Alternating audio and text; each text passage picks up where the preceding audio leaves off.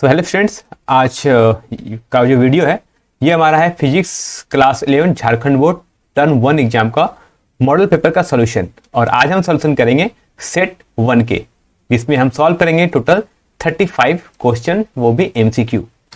तो स्टार्ट करते हैं। हमारा सबसे पहले हमारा जो इंस्ट्रक्शंस है वो इंस्ट्रक्शंस क्या है कि आपको जो पेपर ये क्लास 11 का एमसीक्यू है, सब्जेक्ट हमारा फिजिक्स है। टाइम जो आपको मिलेगा वो आपको 1 आवर एंड 30 मिनट्स का आपको टाइम मिलेगा। जो टोटल मार्क्स होंगे वो 35 मार्क्स के एग्जाम होंगे।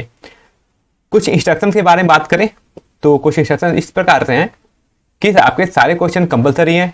टोटल क्वेश्चन 35 हैं। हर क्वेश्चन के लिए आपको 1 मार्क्स मिलेगा और हर क्वेश्चन के लिए आपको 4 ऑप्शन गिवन होंगे, जिसमें से आपको सही ऑप्शन को चूज करना है। अगर आप कोई क्वेश्चन गलत करते हैं तो उसके लिए कोई आपको अंक नहीं काटे जाएंगे। दैट मीन्स कोई भी नेगेटिव मार्किंग नहीं है। तो स्टार्ट करते हैं हमारा पहला क्वेश्चन। फर्स्ट क्वेश्चन है which of the following is a characteristics of unit.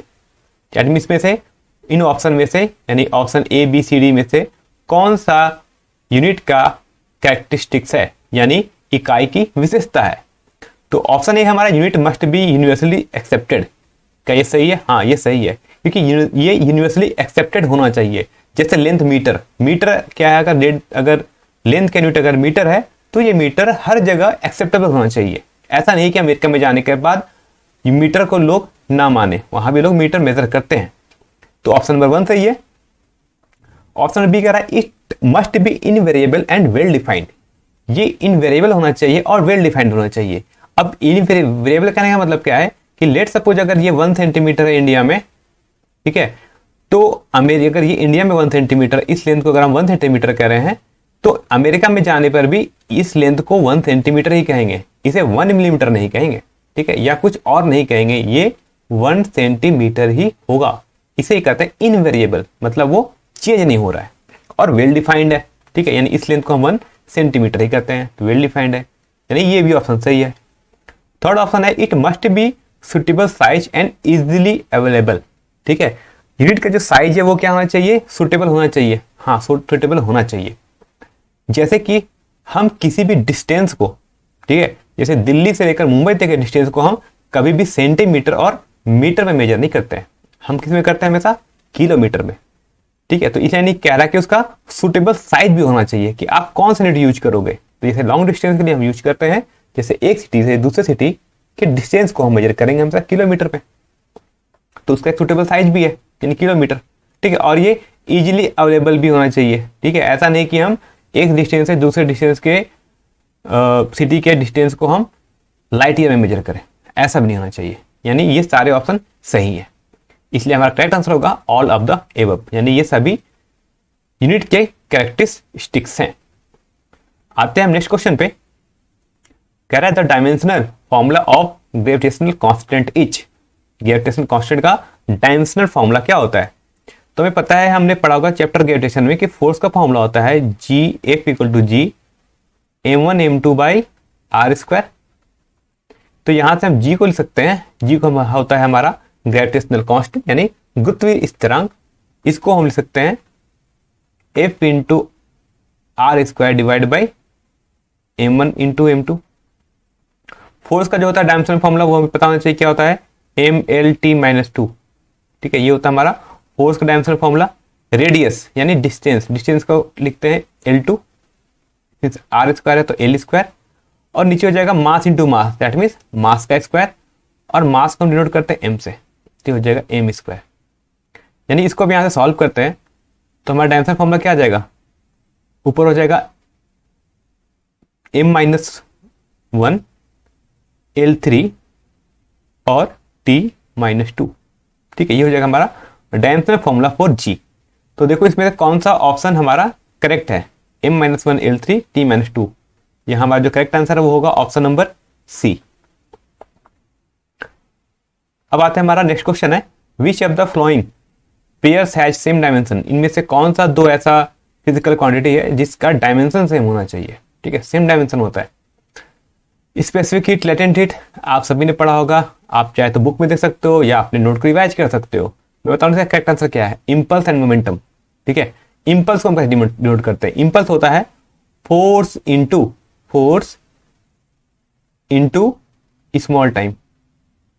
ठीक है, इसे हम कहते हैं, इसे ही हम कहते हैं, इसे हम कहते हैं इम्पल्स। इम्पल्स का फॉर्मूला होता है। ठीक है, और इम्पल्स इसे कहते हैं, और इम्पल्स को एक और चीज भी कहते हैं, इम्पल्स को हम कहते हैं चेंज इन मोमेंटम। ठीक है, इसे क्या कहते हैं हम? Change in momentum. ठीक है, तो क्या होगा कि इम्पल्स और change in momentum, that means momentum, दोनों क्या है? दोनों सेम क्वांटिटी है, मतलब दोनों का डायमेंशन सेम होगा। ठीक है, इम्पल्स का और मोमेंटम का। जैसे अगर हम बात करें, इम्पल्स होता है एफ इंटू डेल्टा टी। ठीक है, तो इसका डायमेंशन फॉर्मूला क्या हो जाएगा? M L T minus two, और टाइम का हो जाएगा डायमेंशन हमारा टी। तो यहां से सॉल्व करो तो हमारा फॉर्मूला जाएगा M L T minus one. ठीक है, ये हो गया हमारा इम्पल्स का डायमेंशन। अब बात करते हैं चेंज इन मोमेंटम का डायमेंशन। दैट मीन्स मोमेंटम क्या होता है हमारा? Mass into velocity. तो मास का हो जाएगा m, और वेलोसिटी का हो जाएगा क्या होता है? L T minus one. तो देखो इसका भी डायमेंशन क्या आ जाएगा? इसका भी डायमेंशन हो जाएगा हमारा मोमेंटम का m L T minus one, यानी दोनों का क्या है? डायमेंशन सेम है। इसलिए हमारा करेक्ट आंसर होगा ऑप्शन नंबर बी। आप चाहे तो और सभी ऑप्शन को भी चेक कर सकते हैं। आते हैं नेक्स्ट क्वेश्चन पे। Which of the following are not unit of time? इनमें से कौन सा एक ऐसा क्वांटिटी है जो टाइम की यूनिट नहीं है? सेकंड, क्या टाइम की यूनिट है? हाँ है। बी पार्सेक, क्या पार्सेक टाइम की यूनिट है? हाँ, पार्सेक भी टाइम की यूनिट है। ईयर, साल, यानी साल भी टाइम की यूनिट होता है। लाइट ईयर क्या है? लाइट ईयर से आपको लगेगा कि ये ईयर लिखा है, दैट मीन्स ये टाइम का होना चाहिए, जबकि नहीं। लाइट ईयर क्या होता है? लाइट ईयर होता है हमारा distance travel by light in one year, यानी एक साल में एक लाइट कितनी डिस्टेंस ट्रेवल कर सकती है। ठीक है, उसे हम कहते हैं one light year. That means light year किसका यूनिट होता है? ये होता है हमारा डिस्टेंस का यूनिट होता है। डिस्टेंस मतलब बोले तो हम कह सकते हैं हम ये दूरी का मात्रक होता है। तो इसमें हमारा कौन सा टाइम यूनिट नहीं है? वो है लाइट ईयर, दैट मीन्स प्रकाश वर्ष। नेक्स्ट क्वेश्चन है the SI unit of torque. Torque का एसआई यूनिट क्या होता है? टॉर्क को हम ऐसे यूज करते हैं टाउ से, और ये क्या होता है? Force into perpendicular distance. ठीक है, फोर्स इनटू परपेंडिकुलर डिस्टेंस, और फोर्स का यूनिट होता है हमारा न्यूटन, और डिस्टेंस का यूनिट होता है मीटर।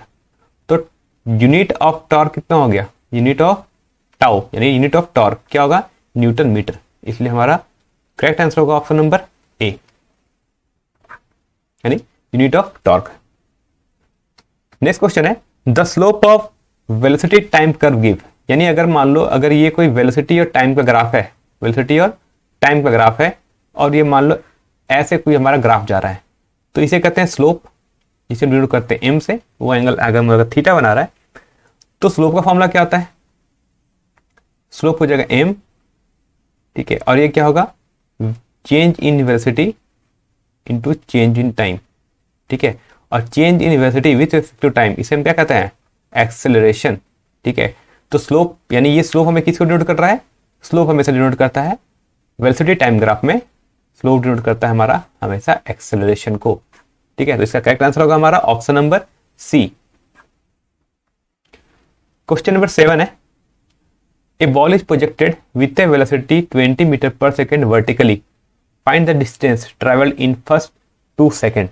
ठीक है, फर्स्ट 2 सेकेंड में कितना डिस्टेंस ट्रेवल करेगा? तो देखो बॉल को कैसा प्रोजेक्ट किया गया? वर्टिकली, यानी वर्टिकल मतलब ऊपर की ओर, यानी अगर हम ऐसा मान सकते हैं कि ये हमारा एक्स इधर एक्सिस है, इधर हमारा वाई एक्सिस है, तो बॉल को हम किधर प्रोजेक्ट कर रहे हैं? ऊपर। ठीक है, यानी वाई के डायरेक्शन में। तो इसे लिखते हैं हम इनिशियल वेलोसिटी यू वाई। ये कितना है? 20 मीटर पर सेकेंड। ठीक, एक्सेलरेशन कितना है वाई के डायरेक्शन में? वो होता है माइनस जी। ठीक है, माइनस जी, यानी -10 metre per second square. Minus जी क्यों लिखते हैं? क्योंकि एक्सेलरेशन ड्यू टू ग्रेविटी हमेशा नीचे की ओर एक्ट करता है, और नीचे की ओर जो भी एक्ट करता है उसे हम लेते हैं नेगेटिव, ऊपर के जो भी चीज होती है उसे हम लेते हैं पॉजिटिव। इसलिए हमने जी को लिया नेगेटिव। तो कह रहा है find the distance travel in first 2 second. ठीक है, फर्स्ट 2 सेकेंड में कितना डिस्टेंस ट्रेवल करेगा? तो फर्स्ट 2 सेकेंड में जो डिस्टेंस ट्रेवल करेगा वो मान लो एस वाई है, तो फॉर्मूला क्या होता है, u y into t plus half a y into t square. U y की वैल्यू हो गई 20 और टाइम हमें कितने सेकंड के लिए पूछा गया है, फर्स्ट 2 सेकंड के लिए, यानी टी की वैल्यू 2 है, माइनस हाफ। अच्छा माइनस मैंने क्यों लिखा है, क्योंकि ए वाई की वैल्यू कितनी है -10, तो इसलिए मैंने लिख दिया -10 इंटू टी स्क्वायर मतलब 2 का स्क्वायर। 2 से 2 कैंसल, पावर आउट हो गया, तो ये हो जाएगा 40 minus 20, that will be equal to 20 metre. यानी पार्टिकल अपने फर्स्ट 2 सेकंड में कितना डिस्टेंस ट्रेवल करेगा, वो ट्रेवल करेगा 20 मीटर। एक क्वेश्चन इसमें और है जो कि आप शायद इस क्वेश्चन में मिसिंग है, आपके मन में डाउट हो सकता है कि ये मैंने कैसे एज्यूम किया कि पार्टिकल को ऊपर ही प्रोजेक्ट किया गया है, पार्टिकल को हम नीचे भी प्रोजेक्ट कर सकते थे। तो इस क्वेश्चन में ये चीज मिसिंग है कि इसे एक वर्ड लिखना चाहिए था कि वर्टिकली अपवर्ड। ठीक है, अगर वर्टिकली अपवर्ड यानी हम ऊपर फेंक रहे हैं, ठीक है, तब ये सही होता। ठीक है, यानी इसको अगर हम अपवर्ड लिखा होता यानी ऊपर की ओर लिखा होता तब ये आंसर सही है 20 मीटर। लेकिन अगर किसी स्टूडेंट ने ले लिया अगर डाउनवर्ड तो उसका आंसर कुछ और भी आ सकता है। ठीक है, वो आंसर तब आपका चेंज कर जाएगा। कुछ नहीं रहता, इसलिए मैंने इसे वर्टिकली अपवर्ड लिखा गया है। तो आप एग्जाम में अगर कुछ नहीं दिया है तो आप वर्टिकल अपवर्ड लेके सॉल्व करना। ठीक है, अगर कुछ नहीं दिया है तो वर्टिकल अपवर्ड लेके ही सॉल्व करना। अब आते हैं नेक्स्ट क्वेश्चन पे, जो क्वेश्चन नंबर 8 है हमारा कि एक्सेलरेशन नीचे which type of physical quantity. Acceleration किस टाइप का फिजिकल क्वांटिटी है, वेक्टर, स्केलर, टेंसर या नन ऑफ दीज। तो एक्सेलरेशन जो होता है हमारा वो एक वेक्टर क्वांटिटी है। ठीक है, यानी वो एक सदिश राशि है। ये हमारा सिंपल क्वेश्चन था। क्वेश्चन नंबर 9 आता है। क्वेश्चन नंबर 9 हमसे कह रहा है कि if the displacement of a object is 0 then what can say about इस डिस्टेंस कवर्ड। अगर किसी पार्ट ऑब्जेक्ट का डिस्प्लेसमेंट 0 है तो उसके डिस्टेंस के बारे में आप क्या कह सकते हैं। तो लेट्स सपोज कि मान लो अगर कोई पार्टिकल ओ से स्टार्ट करता है, ठीक है, वो ओ से लग गया ए तक और ये डिस्टेंस मान लो उसने अगर 10 मीटर ट्रेवल किया है, फिर वो मान लो ए से फिर टर्न लेता है और फिर से वो ओ पे आ जाता है। ठीक है, तो फिर कितना डिस्टेंस ट्रेवल कर लिया, 10 मीटर वापस आ गया। तो पूछा जाए कि बताओ डिस्टेंस कितना होगा। ठीक है, तो डिस्टेंस होगा कि वो एक्चुअल कितना डिस्टेंस ट्रेवल किया टोटल, तो 10 + 10 20 मीटर। लेकिन पूछा जाए डिस्प्लेसमेंट कितना हो गया। ठीक है, तो डिस्प्लेसमेंट देखो पार्टिकल जहां से स्टार्ट किया अभी भी वहीं पर आ गया फाइनल। तो पहले 10 आगे गया फिर 10 पीछे आ गया, पीछे आता है तो उसको हम लिखते हैं -10। कितना आ गया, डिस्प्लेसमेंट 0 मीटर। तो क्या हो सकता है कि अगर डिस्प्लेसमेंट 0 है तो क्या डिस्टेंस भी जरूरी है कि 0 हो? नहीं, 0 हो भी सकता है, नहीं भी हो सकता है। ठीक है, क्या कहते हैं, डिस्टेंस 0 हो भी सकता है और 0 नहीं भी हो सकता है। अच्छा 0 कब होता, अगर डिस्प्लेसमेंट 0 है तो डिस्टेंस भी 0 हो जाए। पार्टिकल ओ से स्टार्ट किया और रेस्ट पर है, मतलब उसने कहीं मूव ही नहीं किया, तो पार्टिकल का डिस्प्लेसमेंट 0 और पार्टिकल कोई डिस्टेंस ट्रेवल ही नहीं किया है तो डिस्टेंस भी 0। तो अगर पार्टिकल अगर रेस्ट पे ही है, अगर वो मूव नहीं कर रहा है तो डिस्टेंस भी 0 होगा और डिस्प्लेसमेंट भी 0 होगा। इसलिए करेक्ट आंसर होगा हमारा ऑप्शन नंबर डी। ठीक है, कि डिस्टेंस हमारा 0 भी हो सकता है, 0 नहीं भी हो सकता है, अगर डिस्प्लेसमेंट 0 है तब।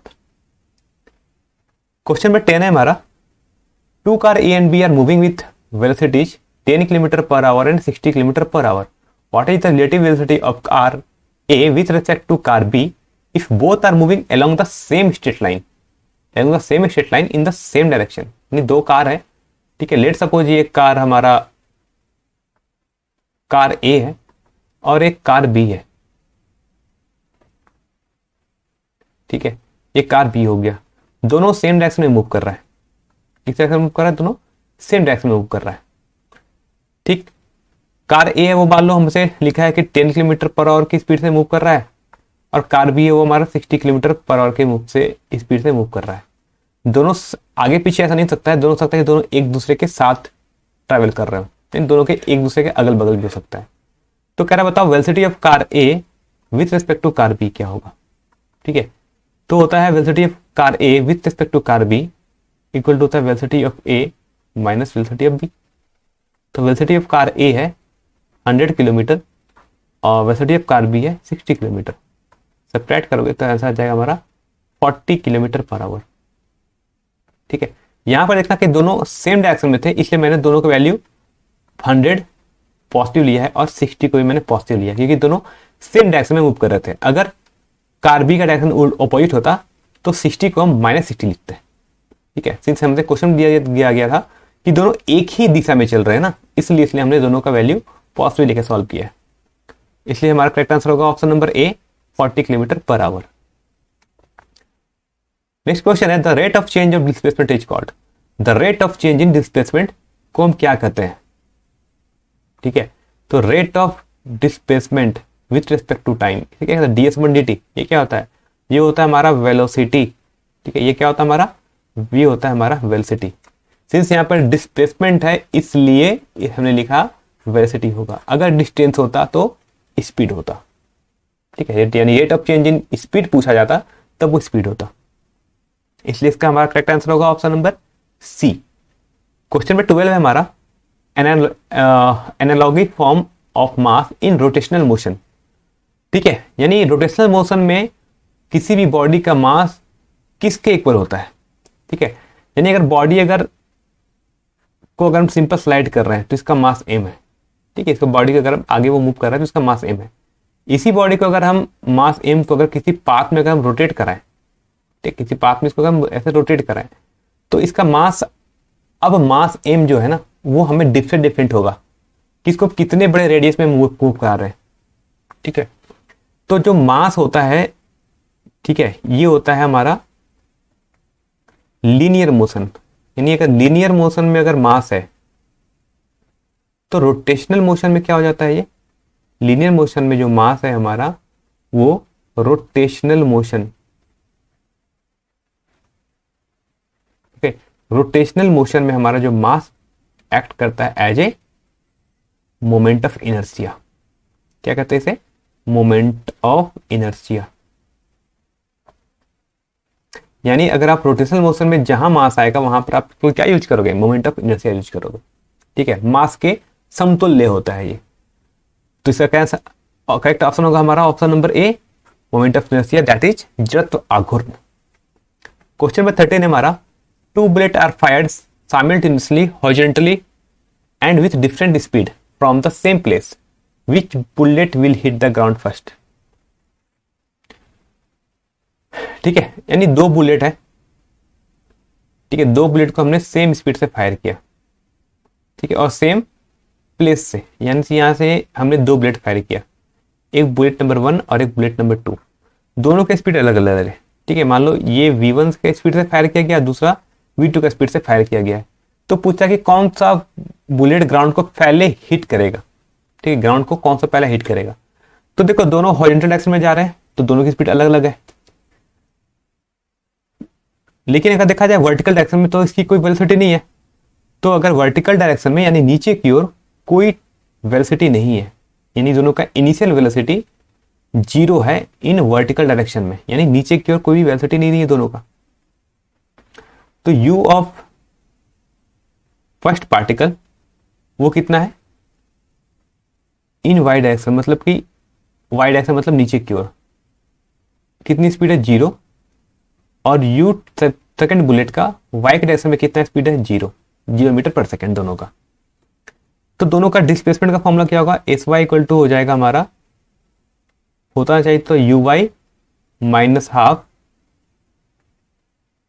GT square. ठीक, सिंस यू वाई कितना है? 0 है, तो एस वाई का फॉर्मूला हो जाएगा minus half GT square. Since अगर हम डायरेक्शन नीचे ले रहे हैं तो इससे पॉजिटिव ले सकते हैं। ठीक, क्योंकि डिस्प्लेसमेंट भी नीचे होगा और जी भी नीचे एक्ट कर रहा है, तो दोनों सेम डायरेक्शन में हो गए, तो दोनों हो जाएंगे सेम डायरेक्शन, मतलब इसे लिख सकते हैं ऐसे। तो टी का वैल्यू क्या होगा? टी की वैल्यू हो जाएगी √2SY/G। यानी टाइम कितना लगेगा दोनों को नीचे पहुंचने में? ये टाइम। अब देखो दोनों के लिए ये डिस्टेंस इक्वल है, क्योंकि दोनों को सेम प्लेस से हम फेंक रहे थे, तो दोनों के लिए SY इक्वल हो जाएगा और जी भी दोनों के लिए इक्वल होगा। तो टाइम क्या लगेगा दोनों के लिए? टाइम भी दोनों का इक्वल हो जाएगा। ठीक है, यानी दोनों सेम टाइम में नीचे पहुंचेंगे, इसलिए करेक्ट आंसर होगा ऑप्शन नंबर हमारा सी।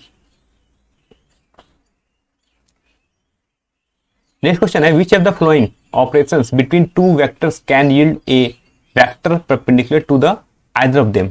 यानी दो वेक्टर के बीच में हम कौन सा ऑपरेशन यूज करें? ऑपरेशन मतलब है कि हम कौन सा संचालन के कारण हमें सदिश राशि मिलेगा जो कि दोनों सदिश राशियों पर लंबवत हो।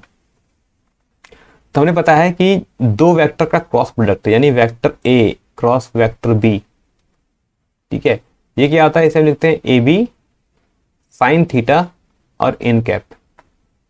यानी एन कैप क्या है, एन कैप एक यूनिट वेक्टर है जो कि ए और बी दोनों के परपेंडिकुलर होगा। जस्ट लाइक मान लो अगर ये वेक्टर ए है, ये वेक्टर बी है, ठीक है, तो इन दोनों के परपेंडिकुलर होगा ये, ठीक है, इन दोनों के परपेंडिकुलर होगा ये वेक्टर, यूनिट वेक्टर। तो ऐसा कब होता है, जब हम यूज करते हैं क्रॉस प्रोडक्ट। कैसा प्रोडक्ट यूज करते हैं, क्रॉस प्रोडक्ट। इसलिए हमारा ऑप्शन होगा ऑप्शन नंबर डी। क्वेश्चन 15 है हमारा, the moment of inertia of a body does not depend upon. Moment of inertia किसी बॉडी किस पे डिपेंड नहीं करता है। तो मोमेंट ऑफ इनर्शिया का जो सिंपल फॉर्मूला होता है M I is equal to होता है हमारा एम आर स्क्वायर, ठीक है, नॉर्मली हम यूज किए तो एम आर स्क्वायर, ठीक है, के टाइम्स एम आर स्क्वायर लिख देते हैं, के टाइम्स एम आर स्क्वायर, कि आपका कोई भी नंबर हो सकता है, यानी कोई भी नंबर हो सकता है और एम आर स्क्वायर। तो देखो हमारा मोमेंटम से किस पे डिपेंड नहीं कर रहा है, मास पे करता है, डिस्टेंस पे भी करता है, और कोई मास जो है ना वो कैसे डिस्ट्रीब्यूटेड है। जैसे मास हो सकता है कि अगर ये डिस्क हो, ठीक, ये हो सकता है एक रिंग हो, रिंग को भी वैसे हम रोटेट करा सकते हैं। तो मास देखो डिस्क में थ्रू आउट बॉडी में मास डिस्ट्रीब्यूट होता है, रिंग के केस में मास कहाँ होगा, सिर्फ इसके आउटर सरफेस पर ही सिर्फ यहाँ मास होगा, बीच में तो कोई मास होता नहीं है रिंग के केस में। ये हमारा रिंग है और ये हमारा क्या है, ये हमारा हो गया डिस्क। तो ये इस पे भी डिपेंड करता है कि मास कहाँ पर डिस्ट्रीब्यूटेड है, पूरे बॉडी में डिस्ट्रीब्यूटेड है या सिर्फ उसके आउटर सरफेस पे डिस्ट्रीब्यूटेड है। तो ये मास पे भी डिपेंड करता है कि मास कैसे डिस्ट्रीब्यूटेड है। ऑल्सो ये डिपेंड करता है कि एक्सिस आप कौन सा ले रहे हो सकता है कि डिस्क को हम इस एक्सिस के अबाउट रोटेट करा रहे हो, ठीक है, एक्सिस हम ये भी ले सकते हैं, इस एक्सिस के अबाउट हम रोटेट करा रहे हो, तो उसके अबाउट भी पे भी डिपेंड कर सकता है। लेकिन ये डिपेंड किस पे नहीं करता है, एंगुलर वेलोसिटी ऑफ बॉडी, ठीक है, यानी ये से किस स्पीड से आप घुमा रहे हो, किस एंगुलर वेलोसिटी से आप घुमा रहे हो, उस पर ये डिपेंड नहीं करता है कभी भी। इसका करेक्ट आंसर होगा हमारा option number D. Question number 16 है, the horizontal range of projectile is maximum when the angle of projection is. ठीक है, बड़ा ही कॉमन क्वेश्चन है कि हॉरिजॉन्टल रेंज का फॉर्मूला क्या होता है, आर इक्वल टू होता है u square sine 2 theta by g. ठीक, पूछ रहा आर मैक्स कब होगा, ठीक है, आर मैक्स मैक्सिमम कब मिलेगा। तो आर मैक्स होने के लिए क्या चाहिए, इस साइन 2 थीटा की वैल्यू मैक्सिमम होनी चाहिए, ठीक है, that means for R max, ठीक है, साइन 2 थीटा की वैल्यू मैक्सिमम चाहिए, ठीक है, और साइन थीटा की मैक्सिमम वैल्यू कितनी होती है, वो होती है 1।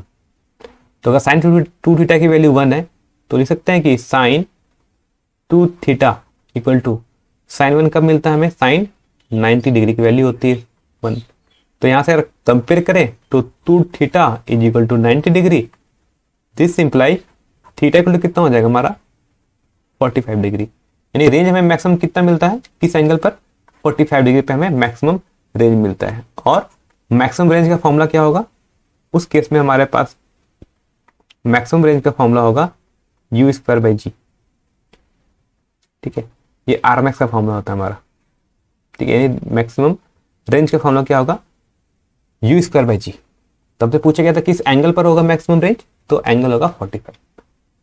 क्वेश्चन नंबर 17 है, which of the flowing remains constant for it projectile motion. जब भी किसी प्रोजेक्टाइल मोशन में कौन सा चीज कांस्टेंट होता है, जिससे लेट सपोज कि मान लो पार्टिकल को हमने ऐसे प्रोजेक्ट किया और पार्टिकल जाके फाइनल ऐसे लैंड कर गया।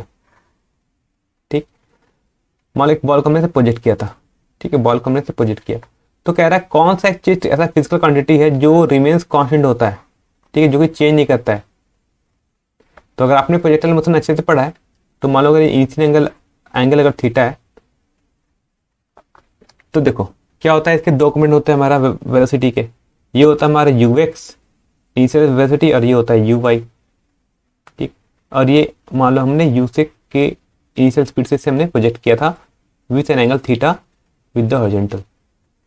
तो सीन्स क्या है कि वर्टिकल डायरेक्शन में एक फोर्स एक्ट कर रहा था जिसे कहते हैं ग्रेविटेशनल फोर्स, और जो नीचे पे जो एक्सेलरेशन लगता है उसे हम कहते हैं एक्सेलरेशन ड्यू टू ग्रेविटी और उसकी वैल्यू होती है जी।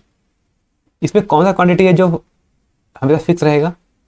तो देखो कि हॉरिजॉन्टल डायरेक्शन में नो फोर्स, कोई फोर्स नहीं है।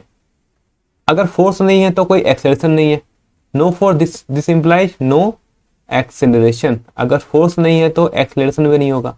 अगर एक्सेलरेशन नहीं है तो पार्टिकल का हॉरिजॉन्टल कंपोनेंट में जो वेलोसिटी था वो भी चेंज नहीं करेगा, क्योंकि वेलोसिटी तब चेंज करता है जब एक्सेलरेशन हो, और एक्सेलरेशन तो है नहीं हमारा किसी भी हॉरिजॉन्टल डायरेक्शन में।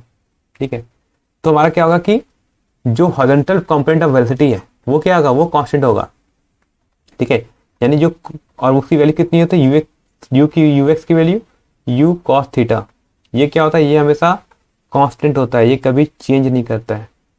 ठीक है, और ये कौन सा कंपोनेंट है, इसे हम कहते हैं, यानी यहाँ पर भी वैल्यू यू कॉस थीटा ही होगी। ठीक है, इस पॉइंट पर भी वेलोसिटी यू कॉस थीटा होगी, यानी हॉरिजॉन्टल कंपोनेंट हमेशा क्या रहेगा, फिक्स रहेगा, ये चेंज नहीं करता है। तो हमारा क्या आंसर होगा, option number C. Next question है क्वेश्चन नंबर 18।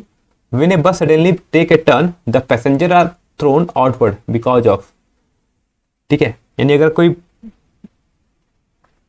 बस के अंदर कोई अगर पर्सन बैठा हो और बस अगर अचानक से टर्न लेती है ना, यानी बस अगर मान लो अगर ऐसे जा रही है और अचानक से बस अगर ऐसे टर्न ले ले, ठीक है, तो इसके अंदर जो आदमी बैठा है वो उस पर लगता है कि वो बाहर की ओर मूव कर जाएगा, यानी वो बाहर की तरफ अपने आप को फील करता है कि बाहर से की ओर कोई इसे खींच रहा है बाहर की ओर। ऐसा क्यों होता है?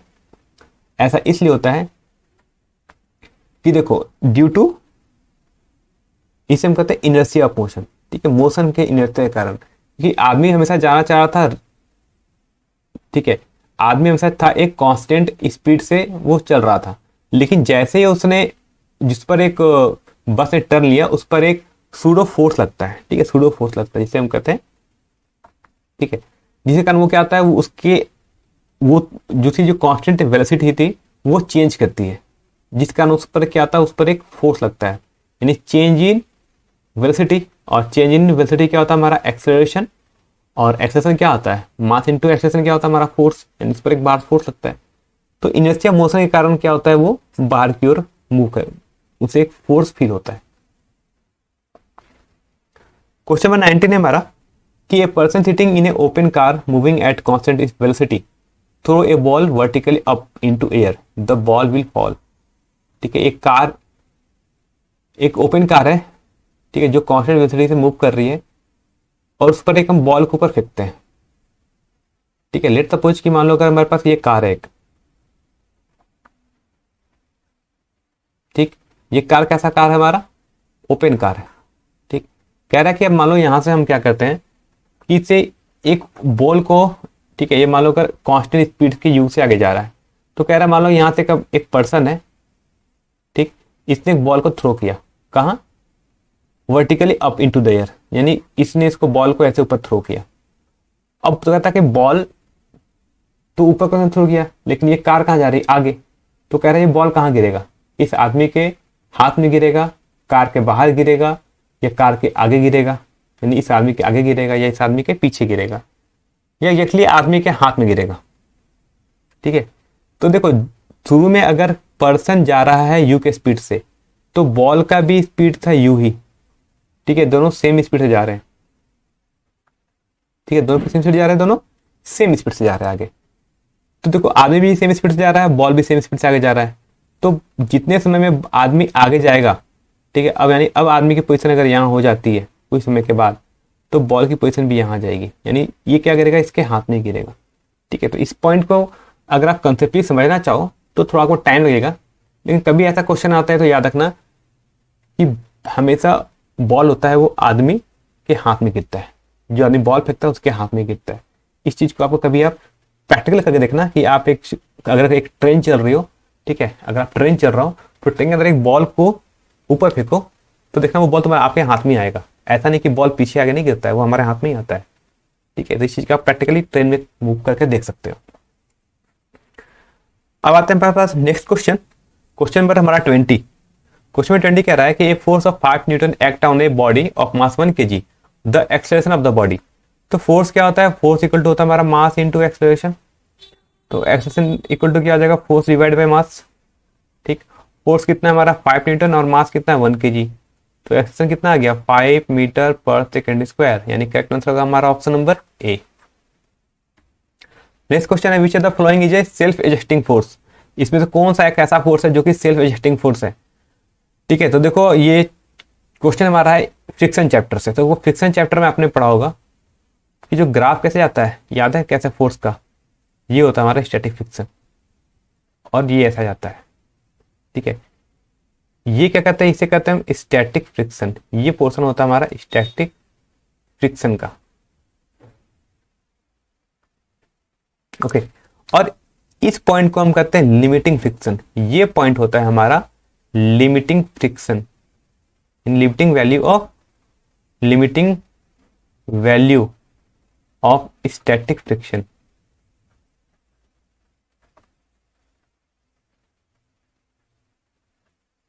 ठीक, और ये जो हमारा स्ट्रेट लाइन बन जाता है, जो स्ट्रेट लाइन, ठीक है, इसे हम कहते हैं काइनेटिक फ्रिक्शन।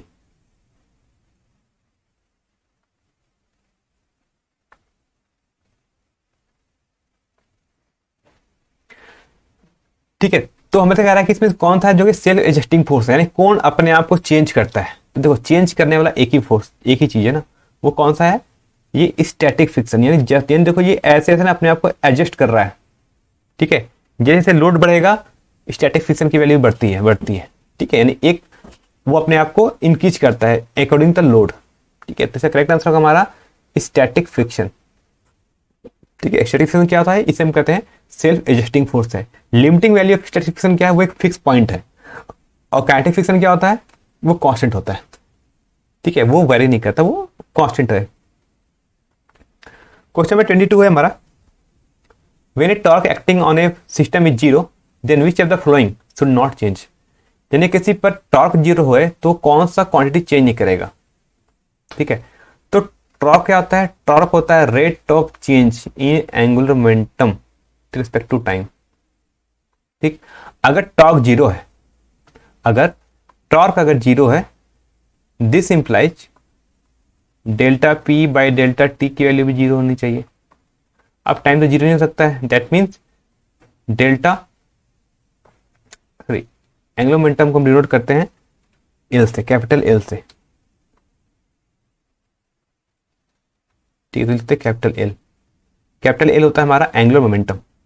तो दिस इंप्लाइज होता है कि angular momentum change in angular momentum क्या होगा, जीरो होगा। यानी कौन सी चेंज नहीं करेगी, एंगुलर मोमेंटम का चेंज जीरो होना चाहिए, मतलब एंगुलर मोमेंटम चेंज नहीं करेगा अगर टॉर्क जीरो है। तो इसलिए इसका करेक्ट आंसर होगा हमारा option number B, that will be कोणीय वेग।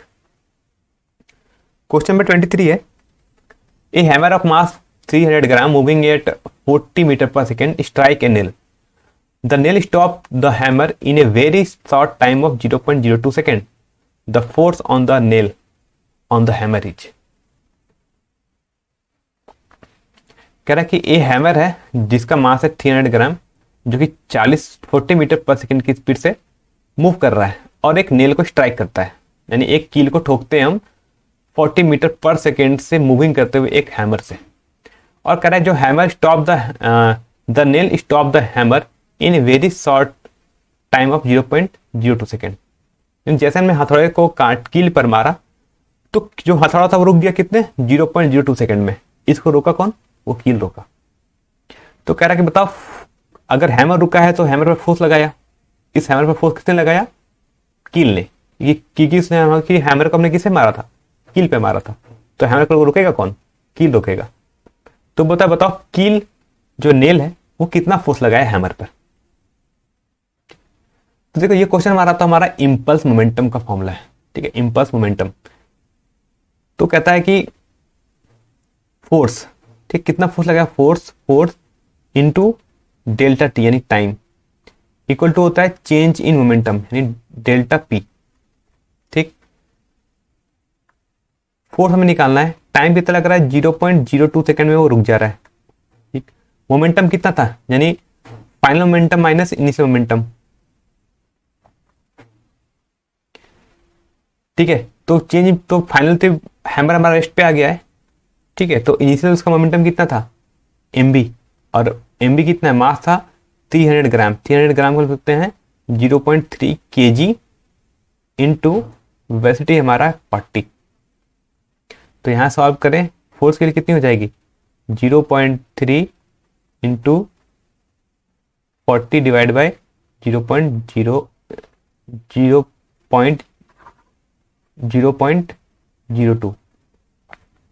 इसे सॉल्व करते हो जाएगा 1200 डिवाइड बाई 2।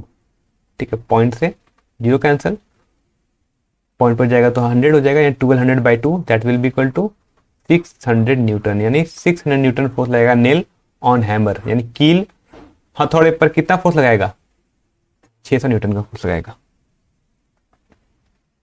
नेक्स्ट क्वेश्चन है, a bullet of mass 40 gram is fired from a gun of mass 80 kg with a velocity of 800 metre per second, calculate the recoil velocity of gun. ठीक है, यानी क्या, देखो जब भी कोई फायर करते हैं ना बंदूक से, तो क्या होता है गोली तो आगे जाता है लेकिन बंदूक का झटका में पीछे क्यों लगता है। ठीक है, बंदूक का झटका तो लगता है मतलब पीछे क्यों लगता है, किस चीज को आप मारोगे, अगर गन जो फायर करते हैं कभी आपने देखा होगा, तो जब भी सोल्जर गन फायर करते हैं तो क्या होता है उस पर झटका लगता है पीछे कंधे की ओर, पीछे बैक की ओर। ठीक है, इसे कहते हैं रिकॉइल वेलोसिटी ऑफ गन, यानी गन पीछे की ओर आता है। ठीक है, यानी अगर बुलेट आगे फायर हो रहा है तो गन आएगा पीछे की ओर। तो कह रहा है बताओ calculate the recoil velocity of gun, यानी बताओ गन कितने की स्पीड से पीछे आएगा। ठीक,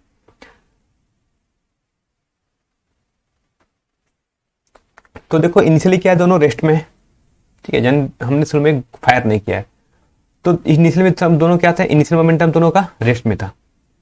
तो अगर हम यहाँ यूज करते हैं, हम एक कंसेप्ट होता है जिसे हम कहते हैं कंजर्वेशन ऑफ मोमेंटम। ठीक है, कंजर्वेशन ऑफ लीनियर मोमेंटम आपने पढ़ा होगा, conservation of linear momentum.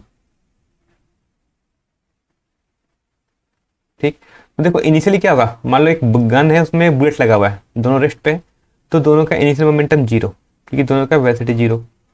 Final momentum मान लो होगा, और बुलेट का मोमेंटम कितना होगा फाइनली, तो बुलेट का मास कितना है 40 ग्राम, 40 ग्राम लिख सकते हैं 0.04 kg, और कितनी स्पीड से मूव कर रहा है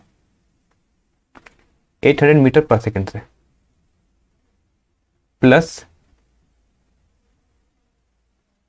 बुलेट का जो गन का मास है वो हमारा 8 kg है, और मान लो वो v के स्पीड से मूव करते हैं। तो यहां सॉल्व कर कितना हो जाएगा 8v इज इक्वल टू 32 यानी -32, तो v इक्वल टू कितना हो जाएगा -4 metre per second.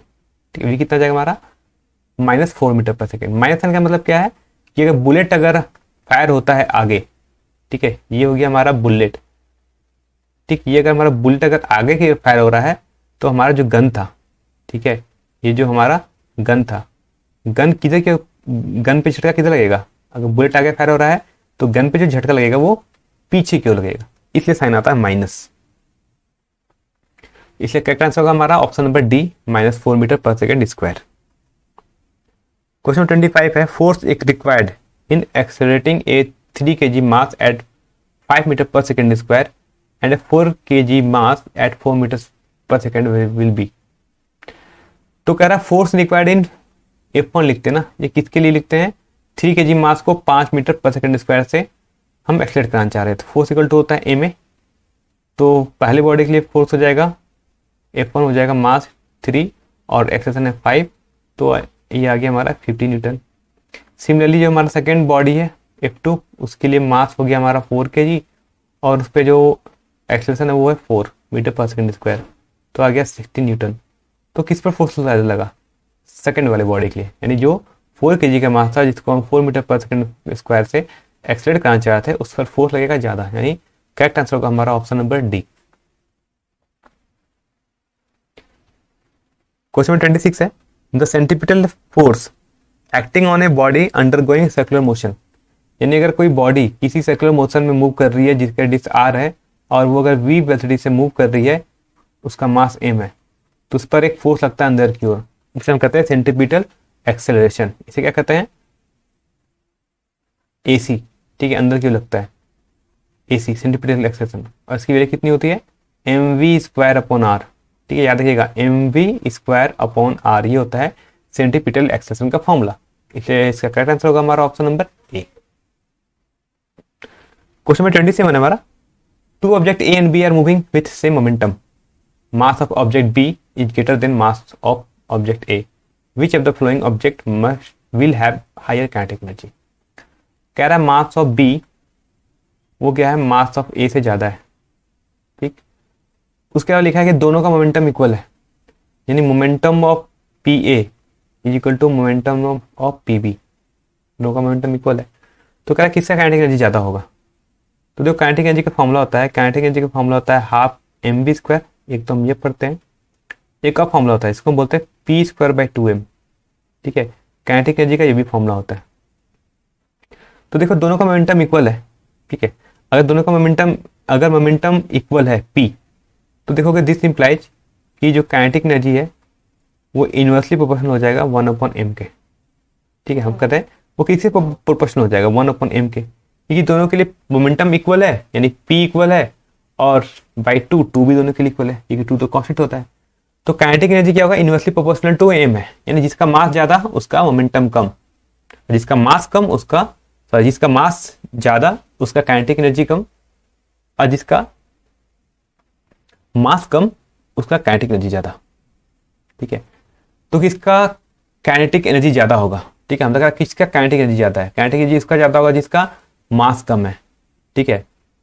Since mass m a का ज्यादा, m का मास कम है, इसलिए काइनेटिक एनर्जी ऑफ a क्या होगा, वो ज्यादा होगा काइनेटिक एनर्जी ऑफ b से,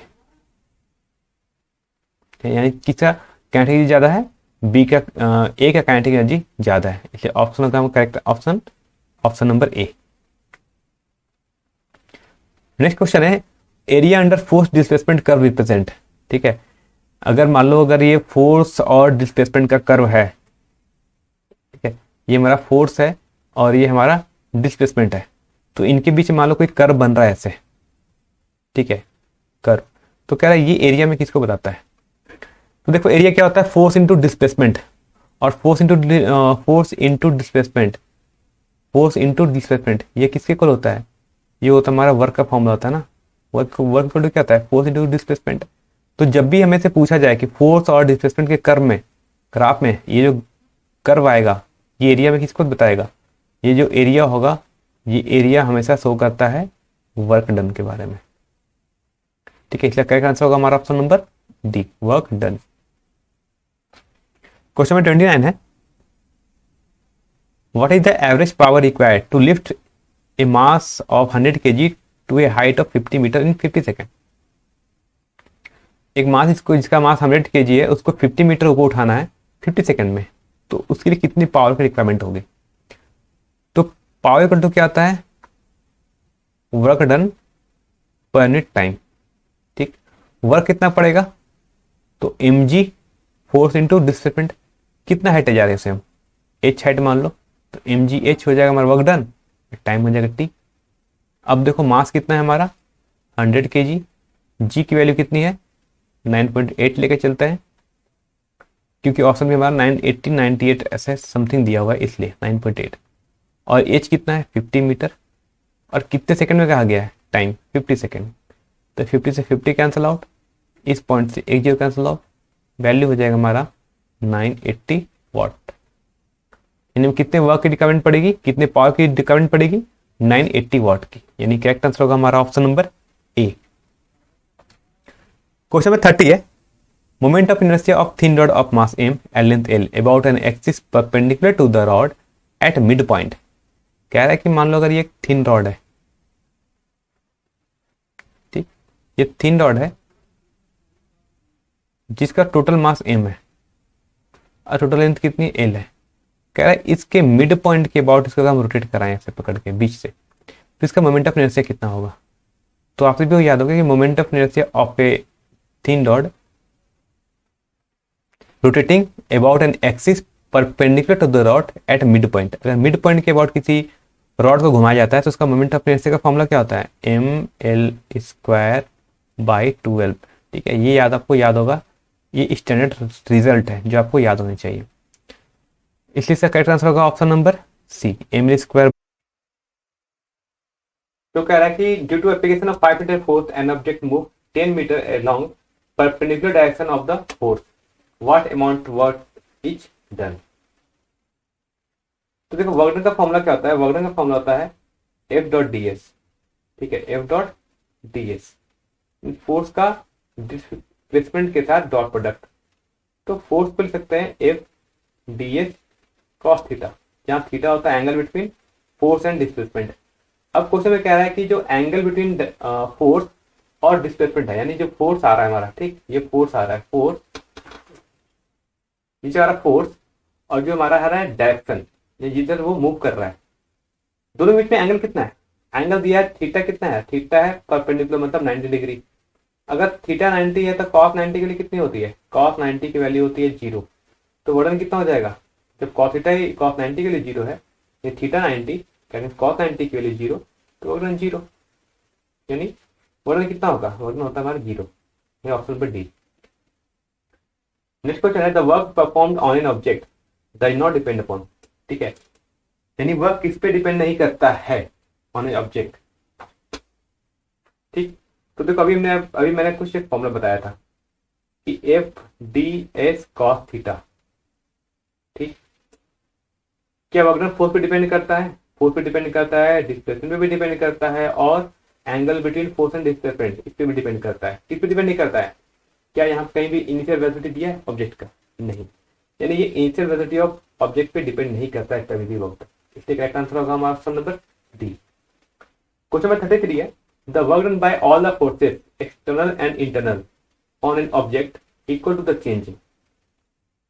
आपने पढ़ा है वर्क एनर्जी थ्योरम, ये वर्क एनर्जी पावर चैप्टर में वर्क एनर्जी थ्योरम हम पढ़ते हैं।